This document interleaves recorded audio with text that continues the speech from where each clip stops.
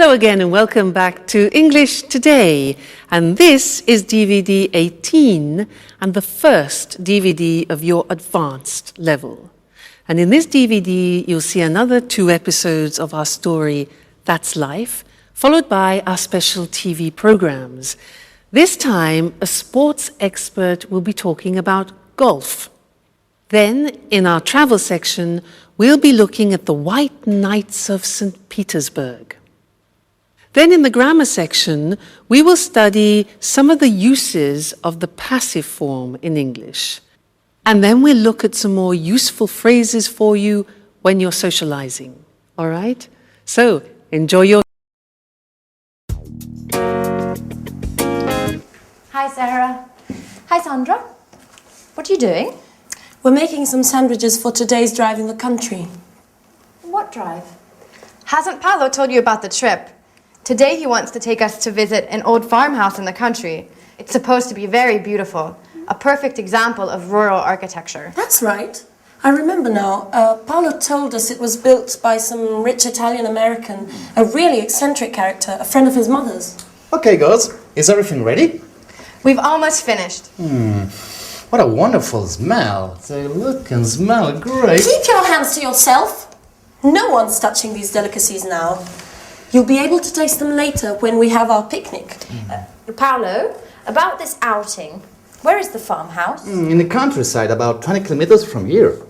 And is it true that it's incredibly beautiful and that it belongs to an Italian-American? Oh, yes, but it was designed by a Dutch architect. And it was built in the style of an 18th century Tuscan farmhouse, right? Oh, right? Oh, believe me, it's a jewel. I didn't know you were so interested in architecture. Oh, my dear ladies, there are so many things that you don't know about me.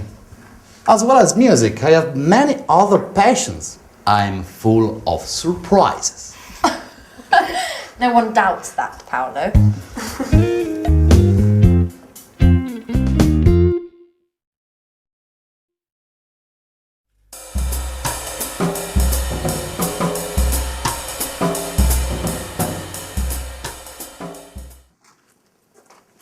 So, tell me more about this house. It's fascinating. Oh, you're right.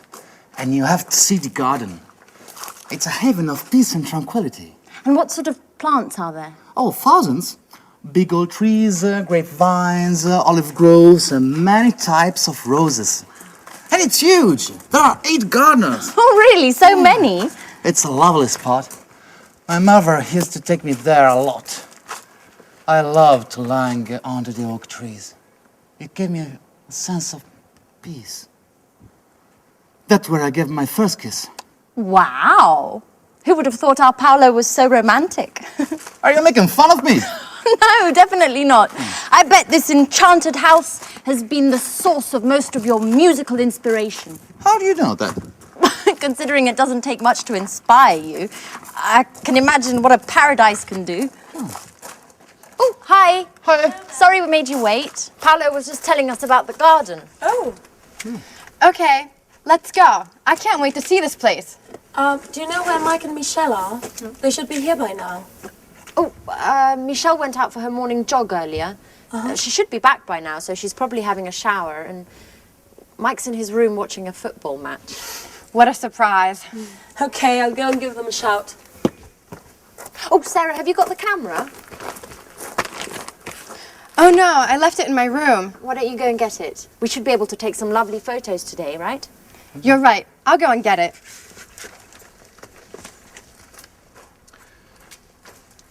Well, it's good to see Sarah's back to her old self again, isn't it, Paolo? Oh, I knew that being all together would be good for her.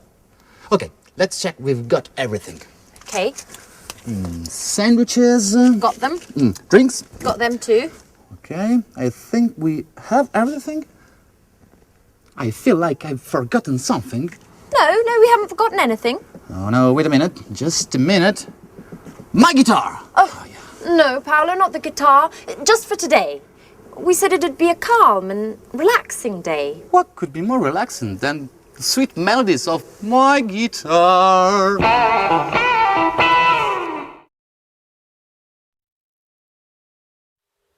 Hi again and good to see you. Now, in that last episode, they were talking about an old farmhouse in the country and describing it. And they were using some interesting language which I want to teach you now. Let me give you some examples of what they said. Sandra said that the farmhouse was built by a rich Italian American, was built by. Now that grammatical form is called the passive. We're going to study that now. But other examples. Paolo said, yes, it was designed by a Dutch architect. It was designed. He said, it is built in the style of an 18th century Tuscan farmhouse. The passive, that's what I want to look at with you now. We'll go to the screen so that you can see how the construction works. It is actually quite simple because you need to take the verb to be in the necessary tense, whether it's past, present, or future, and then you add the past participle of the main verb. Okay, so that is the grammatical form. When do we use the passive? We use the passive when it's more important the action which is happening and not the person doing it. Let me give you an example, try and make it clearer. And look at the screen now and we can combine the things. This is a magazine. Now, I want to talk about the magazine in the present. And there are various things that I can say. For example, this magazine is published in the United Kingdom. Is published, the verb to be plus the past participle.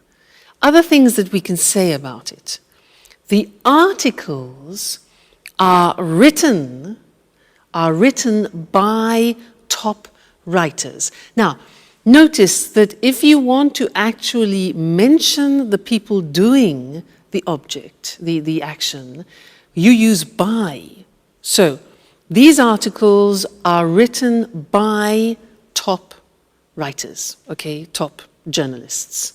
Another example, it's delivered worldwide. It's delivered worldwide. There again, we don't know by who, but it's not important in this case. It's the action which is important. So that's in the present, using the verb to be in the present form is, are. Let's move on to the past tense now and take these shoes. We can say about these shoes were made in Italy, okay? These shoes were made. Notice that the verb to be is in the past and it's plural because it's two shoes. So not was made, but were made. These shoes were made in Italy. The other examples are they were designed by a top designer and only a limited number were produced. All right, so the verb to be plus the past participle.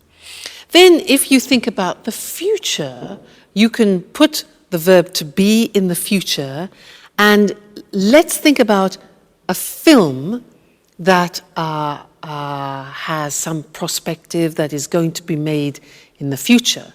Let's look at how we use that in the passive form.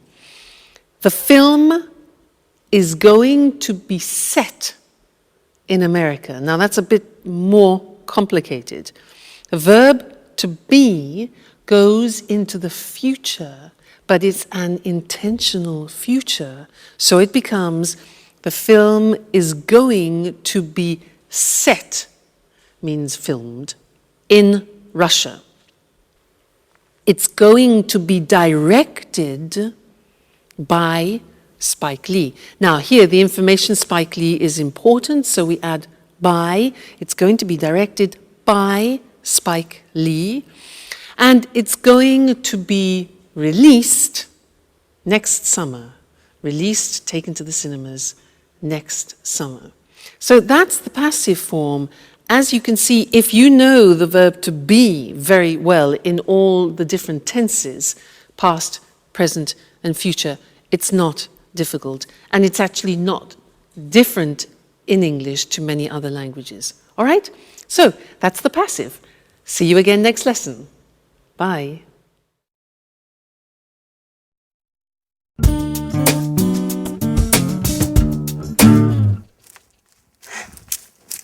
So, it's time to leave. What a shame. Yeah, you're right. This week has just flown by. I've had a great time. Yeah. I hope to see everyone again. I hope to see you again very soon.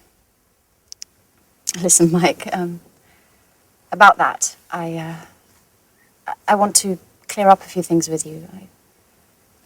Well, a few days after we arrived, I happened to hear Paolo's song, and I knew that it was about us two. And, well, you know what I mean, right? Of course. Well, after finding out about this thing, I realized that I needed to talk to you straight away, but I didn't have the courage. We've known each other for a long time. I've always thought a lot of you. God, I don't know how to tell you this, Mike. Come on in. Don't be shy. It's not easy to say certain things. I mean, you know what it's like. Put yourself in my shoes. You don't need to tell me this. For years, I've been trying to. But maybe as we've come this far, we don't need words anymore. No, what are you doing? You've gone crazy. But I thought that you too. That I what? I was trying to tell you that I really like you and that you're a true friend. But only a true friend, nothing more. What an idiot I am. For a moment, I thought you had feelings for me. I'm sorry, Mike. I didn't want to upset you. It's just that, well, the truth is that there's someone else in my heart. I know. Don't worry. Let's pretend nothing's happened, okay? Okay. Right. Friends? Like before? Of course. But no hard feelings? Okay. Fine. I'll just go and finish packing then. Okay. I'll see you in a bit.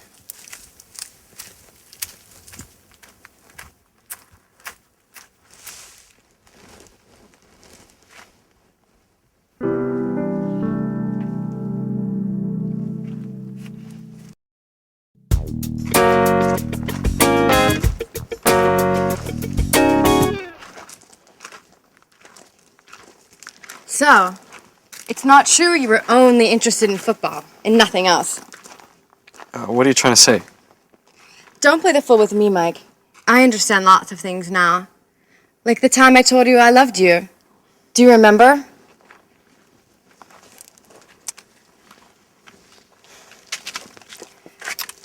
At that time, we were always together, and I thought there was more between us than just simple friendship. Come on, Sarah, not that old story again. I mean, there's no point in going over all of that again. Well, I think it's time to put a few things straight, once and for all. At that time, you told me you weren't in love with me, and that you didn't want to deceive me. I felt rejected, and thought that football was to blame. I thought that football was the only passion in your life. But now... But now what?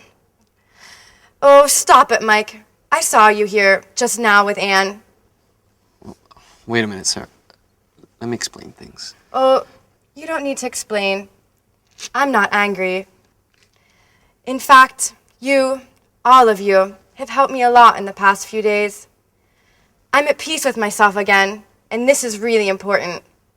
And to be honest, I'm glad to have found out the true reason for your refusal was another woman, and not football.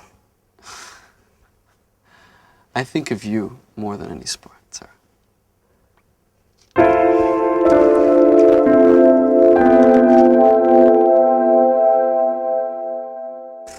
Hey guys, it's late. I'm sorry, I was packing. So, it's time to say goodbye already. Oh, I hate goodbyes. Oh, it's a sentimental one. Anyway, we'll be meeting up again soon, right? Right. Yes. Okay. I have some good news. I've decided to open up a new bar, and you're all officially invited to the opening party. Wow. I think I'm going to call it college, in honor of all of you. Oh, fantastic! And as for the music in your new bar, here I am, with my guitar, of course. You know, you're always welcome to come to this house. And I'll be waiting for you all next year for another wonderful holiday together. In memory of the good old days! Yeah! Friends live but they'll be back soon. I'll sing away for next year's. Hey, oh, oh, oh, oh, God. Yeah!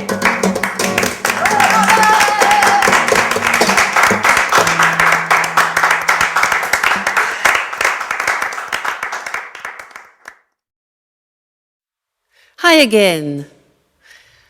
Anne said, and so it's time to leave. What a shame. Well, it's true, isn't it? It's great to have a reunion with good friends, but it's also sad to say goodbye to them. And she said, what a shame. Do you know what that means? It's like saying, what a pity. What a pity, what a shame are the same meaning. And it means that you are expressing sadness about something.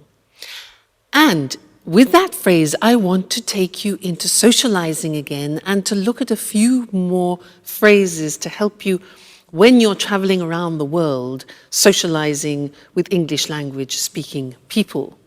What a shame is an example. It's a useful form of socializing. So let's look at some examples.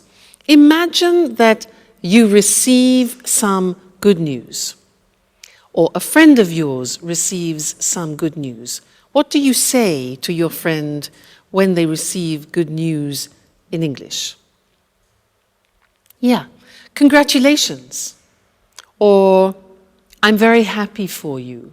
I'm very happy for you. Okay? If you receive the opposite, if you receive bad news, what do you say? Yeah, in English we say, I'm sorry to hear that. I'm sorry to hear that. Okay, sorry to hear that. Or, oh, I'm so sorry. I'm so sorry. Receiving bad news. Now, imagine that people come to your house, they're visiting you, and you want to invite them to be comfortable. What can you say? Yeah, we say, do take a seat. And that's a very polite way. Do take a seat is a polite and quite formal way of inviting somebody to be comfortable. Or a nice one is, do make yourself at home. Do make yourself at home, all right? And then you could say, can I get you something to drink? You know, in England, people often, when they meet up, they drink together, whether it's beer or wine or aperitifs. So, can I get you something to drink? Good. Now, imagine that you have got a drink and you have the glass in your hand and you want to pass it to your guest. Now, what do we say when you give something to somebody? 3 words. we say, here you are. Now, when we're speaking fluently, that becomes, here you are, which sounds very strange, doesn't it? You think, what sounds Indian? Here you are. Here you are. I mean, it's one of those unusual phrases which, if you separate the words, has no meaning, but we use it when you give something to somebody else. So it's very, very, very, very, very common. Here you are. Thank you. Not at all. Here you are. All right? What about when you're in discussion and you want to agree or disagree? In English, we say, I agree with you. We don't say, I am agree with you, because many languages translate that from their own language and make a mistake with the English construction. So, I agree with you. And the negative is, I don't agree, not I am not agree. And the question is, do you agree? Okay, that's very important. What if I say, well, actually, I don't agree with you? Do you remember well, actually? When do we use well, actually, those two golden words? Yes, that's right. It's when you want to introduce a no, but in a soft way. You prepare the other person psychologically for no. Well, actually, I don't agree with you. Or you can say, I agree with you up to a point, which means partially, up to a point, all right? Leaving. When you have to leave people, it's often sad. You could say, well, we really must be going, it's late. We really must be going, all right? Which displays a fact that you have to do it. You don't want to, but you have to. You have duties, etc. We really must be going. Or another nice one is we must be on our way. We must be on our way, okay? And then showing that you're sorry, as we saw in the episode with our friends. What a shame. What a pity. Okay, well, what a shame and what a pity this lesson has finished. But don't worry, there will be another one. So I will see you again in the next one. Take care until then. I must be on my way. Bye.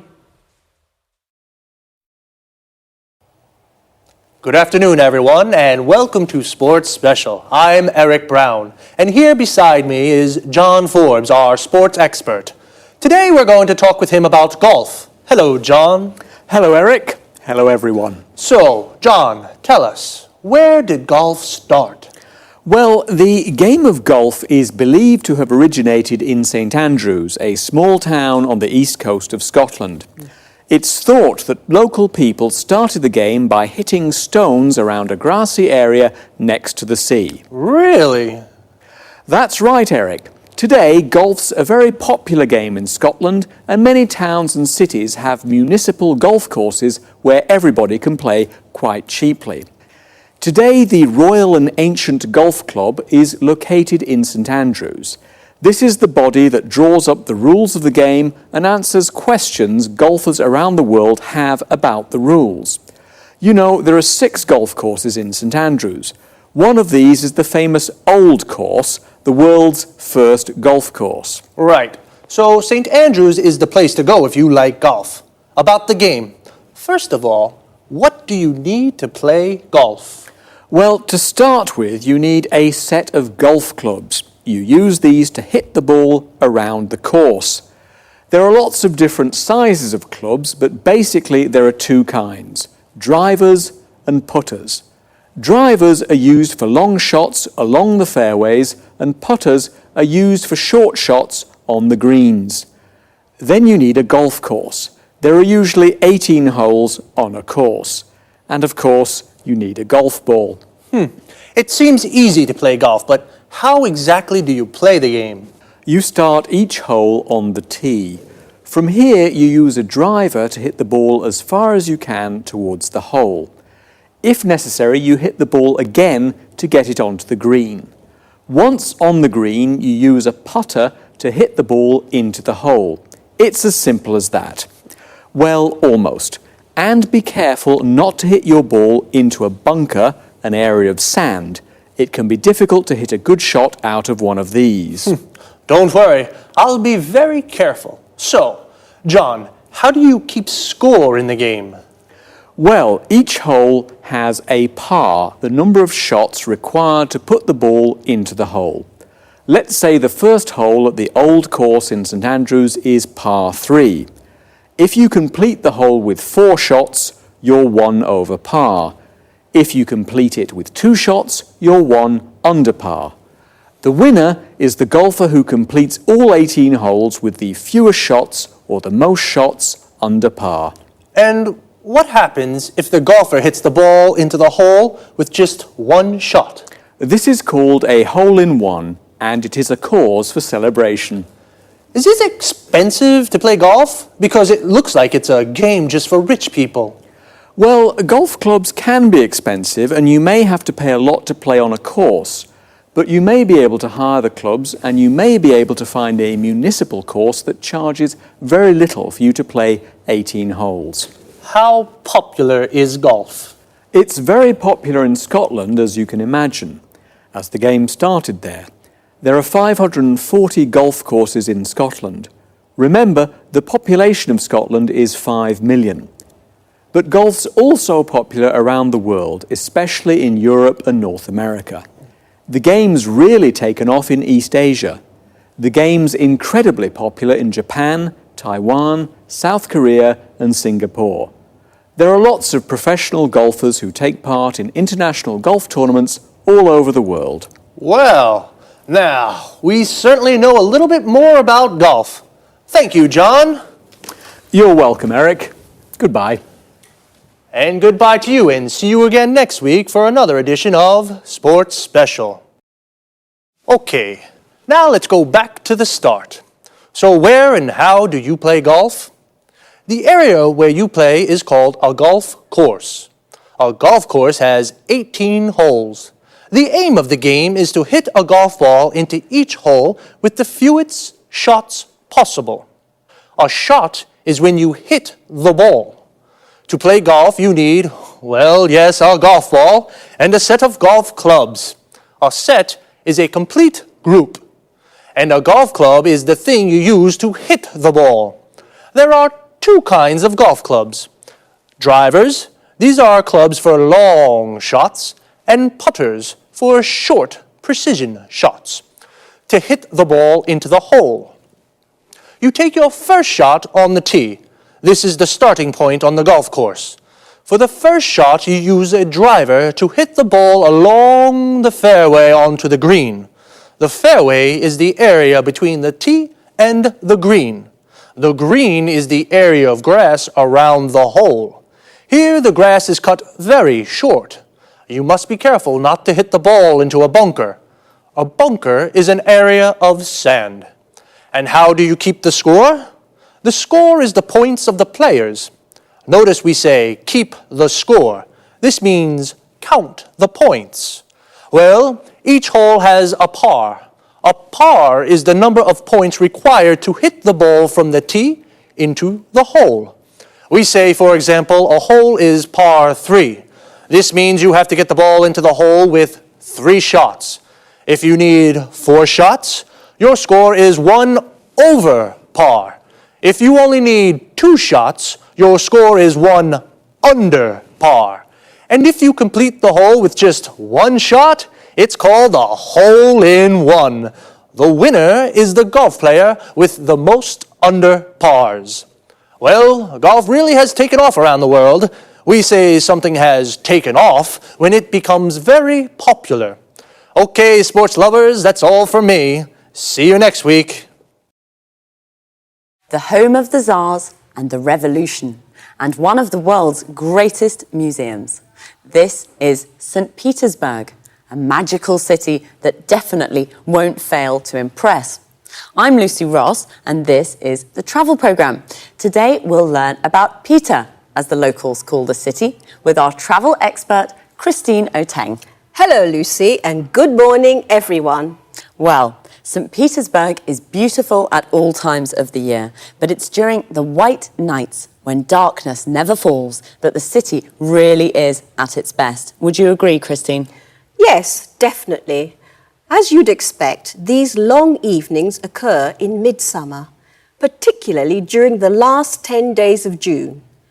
During this period, St. Petersburg really is a fun place to be. The sun barely sets, it's still light even at midnight, and the city overflows with festivities to celebrate the longest days of the year. Are there any special events? Of course, during these evenings, it's possible to watch some of the world's best opera and listen to some of the best classical orchestras. Mind you, it's not all highbrow culture. Locals often stay out celebrating all night.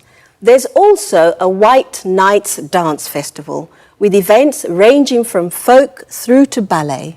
So, it's possible to see the famous Kirov Dance Company? Sometimes it is, yes. It doesn't always take part though, but it does usually put on student performances. And what about the city's monuments? Is there anything really special that visitors must see?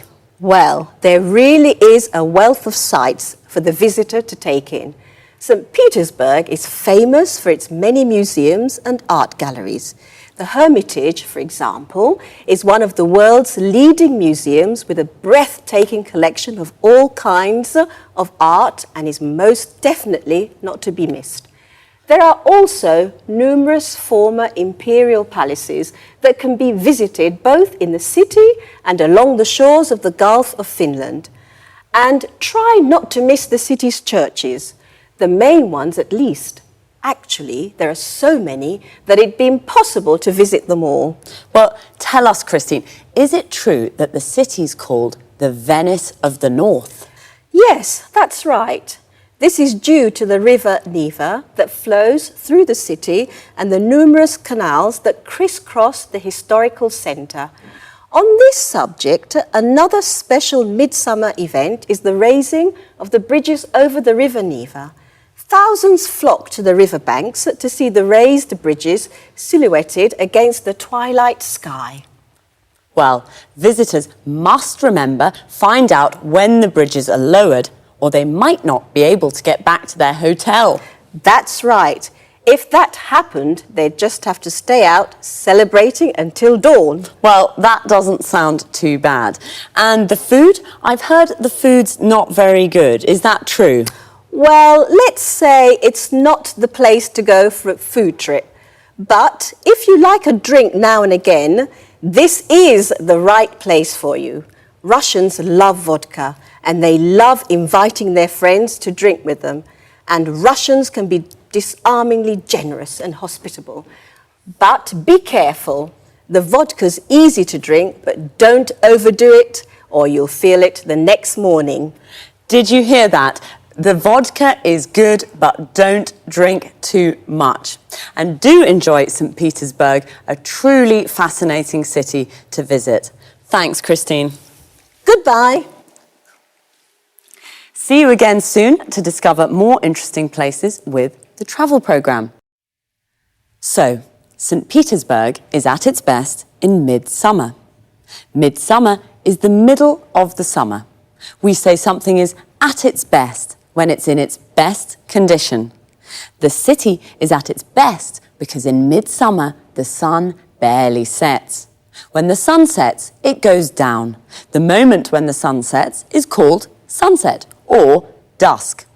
The sun barely sets means it almost doesn't set, so it stays light all night. So sunset is when the sun goes down. When it comes up in the morning, it's called sunrise. It's the moment that the sun rises. This time of the day is also called dawn. So, St. Petersburg is a fun place to be in summer. It's a fun place to be means it's amusing to be there because there are lots of things to do. You can go to the opera or a classical concert. Mind you, it's not all highbrow culture. Highbrow culture is classical culture like opera, Shakespeare, Dante. We use the expression mind you to introduce a contrast with something that's just been said. The locals stay out celebrating all night. To stay out doing something means to spend the night doing something. So, the locals stay out celebrating means they celebrate all night and don't go home until the morning. There's a dance festival too. The Kirov Dance Company doesn't always take part. To take part in something means to participate. Notice we say take part in something. So, the Kirov Dance Company doesn't always take part in the festival, but it puts on student performances. To put on something means to organise something. And remember, it's not the place to go for a food trip, a holiday based around trying the local cuisine, but it is the place to go for the vodka and all-night celebrating. So, bye for now. See you next week.